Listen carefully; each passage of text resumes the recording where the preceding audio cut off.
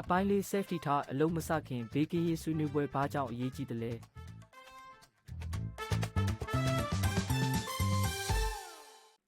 မင်္ဂလာပါကျွန်တော်ကတော့ဘေးကင်းရေးတာဝန်ခံဂျွန်ပါဒီနေ့တော့ဘေးကင်းရေးသင်ခန်းစာအပိုင်းလေးကိုတင်ဆက်ပေးပါမယ်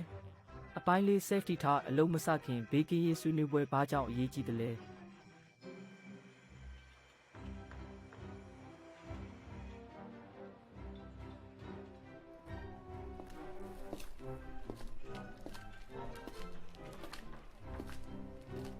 မလုံးနဲ့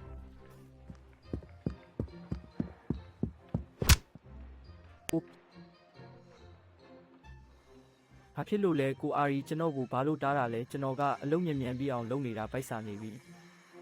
နည်းနည်းလေးဆိုရင်ဖြစ်သွားပြီနော်ဒီလျှက်စစ်ပုံးကိုတုံးလို့မရဘူးဟင်ဘာလို့လဲဒါဆိုကိုကင်ကလာဒီမနက်က safety talk အလုံးမစခင်ဘေးကင်းရေးဆွေးနွေးပွဲကိုမတက်ခဲ့ဘူးပေါ့အင်းဟုတ်တယ်အဲ့ရထားနောက်ကျလို့မတက်လိုက်ရဘူးမင်းညကမိုးတဲခဲ့တယ်အဲ့ဒါကြောင့်လျှက်စစ်ပုံးပျက်စီးသွားတယ်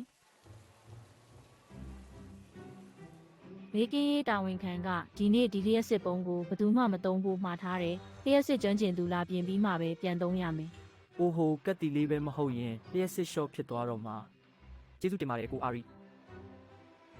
နေ့တိုင်းအလုံးမစခင် safety talk ဘေးကင်းရေးဆွေးနွေးပွဲကိုမပြတ်မကွက်တက်ရောက်ဖို့မမေ့ပါနဲ့တော့မဟုတ်ရင်အရေးကြီးတဲ့အချက်လက်တွေကိုလွဲချော်သွားနိုင်ပါတယ်။ဘေးကင်းရေးတာဝန်ခံတွေကဥဆောင်ပြီးအန္တရာယ်တွေကိုရှာဖွေကာကွယ်ရပါမယ်။အလုပ်သမားတိုင်းကအချိန်မှန်တက်ရောက်ပြီးအကြံပြုချက်တွေပေးကကိရိယာတွေကိုစစ်ဆေးရပါမယ်။အကာအကွယ်ပစ္စည်းတွေဝစ်ဆင်ပြီးမှအလုပ်စတင်ရပါမယ်။စီမံကိန်းမန်နေဂျာကလည်းတစ်လတစ်ကြိမ်လာရောက်ကြည့်ရှုပေးရပါမယ်။ဒါဆိုရင်အလုပ်ခွင်မှာအမြဲဘေးကင်းလုံခြုံနေမှာပါ။